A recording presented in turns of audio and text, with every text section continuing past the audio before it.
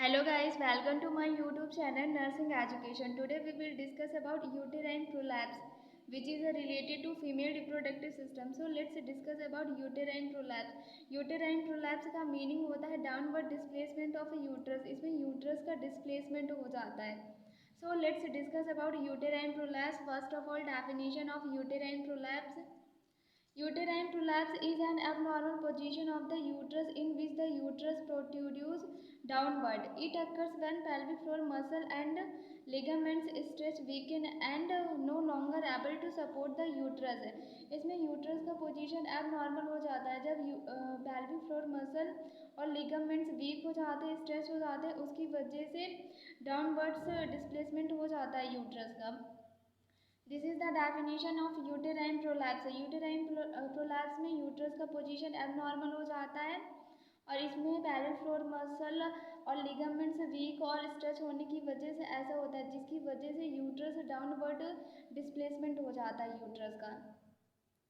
This is the definition of uterine prolapse. Now we will discuss about clinical etiology of uterine prolapse. First is a post menopausal women. Post menopause के बाद uterine prolapse हो सकता है. Second one is who had a one और more vaginal delivery. जिनकी एक अथवा एक से ज़्यादा वेजाइनल डिलीवरी हुई है उनको यूटेराइन प्रोलैप्स हो सकता है.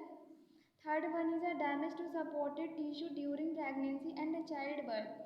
प्रेगनेंसी एंड चाइल्ड बर्थ के टाइम पे यूट्रस को सपोर्ट करने वाली टिश्यू में डैमेज होने की वजह से यूटेराइन प्रोलैप्स हो सकता है. Fourth one is a tumour. अगर कोई ट्यूमर प्रेजेंट है उसकी वजह से यूटेराइन प्रोलैप्स हो सकता है. Fifth one is a giving birth to large baby. Large baby को बर्थ देने की वजह से यूटेराइन प्रोलैप्स हो सकता है. Sixth one is a pelvic surgery. Pelvic surgery अगर हुई है तो उसकी वजह से यूटेराइन प्रोलैप्स हो सकता है. Frequent heavy lifting. Heavy lifting की वजह से यूटेराइन प्रोलैप्स हो सकता है. ऑब्स्टेट्रिक ट्रॉमा की वजह से यूटेराइन प्रोलैप्स हो सकता है. Over stretching of musculofascial supports की वजह से हो सकता है.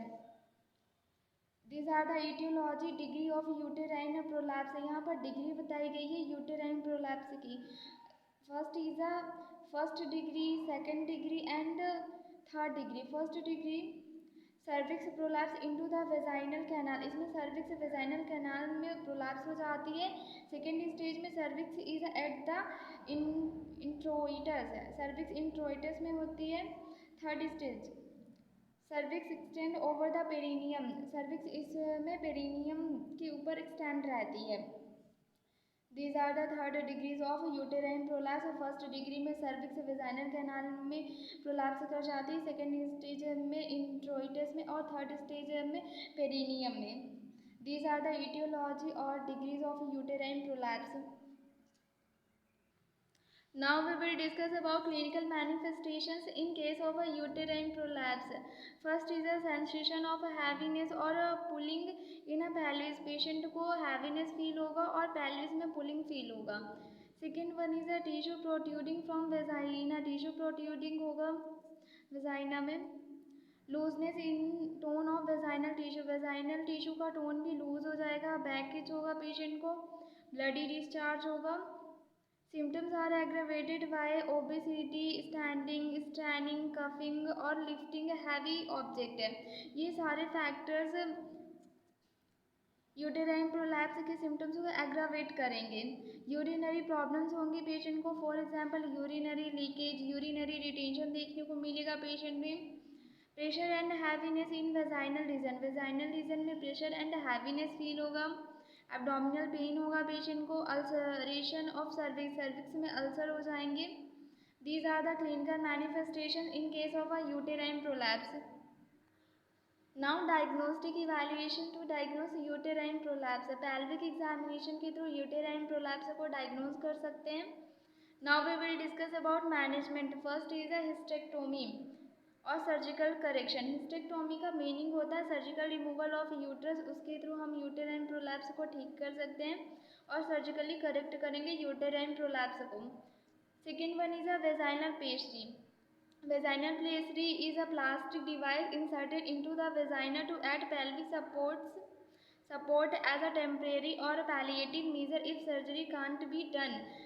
वेजाइनल पेस्ट्री प्लास्टिक की डिवाइस होती है जिसको वेजाइना में इंसर्ट किया जाता है और ये वेजाइनल और ये पेल्विक ऑर्गन को सपोर्ट प्रोवाइड करने का काम करते हैं।